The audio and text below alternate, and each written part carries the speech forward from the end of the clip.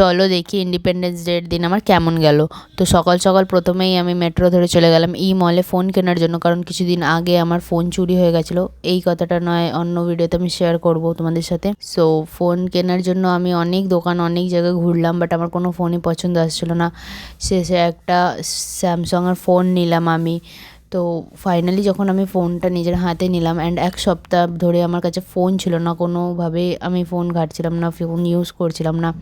এখনের টাইমে মানুষের সব কিছু ফোনের মধ্যে থাকে, সেটা ডকুমেন্টস হোক কি ব্যাংকের লিঙ্ক হোক কি যাই হোক না কেন, সব কিছু ফোনের মধ্যে থাকে। আর সেই ফোন যদি চুরি হয়ে যায় সেটাও বিশাল বড় একটা ট্রাবলের ব্যাপার গাইজ। তো আমি গত এক সপ্তাহ ফোন ছাড়া থাকার পর ফাইনালি যখন ফোনটা নিলাম আমার খুব ভালো লাগলো। আর সামের তো এখানে বড় বড় খোয়াব দেখছে এই ট্যাবটা নেওয়ার জন্য। সো যাই হোক, ওর খোয়াব পুরো হোক, আমি তো আমার ফোন পেয়ে গেছি। অ্যান্ড ফোন নিয়ে সিধা চলে গেলাম বিরিয়ানি কিনে বাড়ি। সামেরকেও একটা প্যাকেট দিয়ে দিলাম, কারণ ও আমার সাথে বাড়ি আসতে পারেনি তাই। তো দেখা হচ্ছে কালকের ভিডিওতে। Tata guys.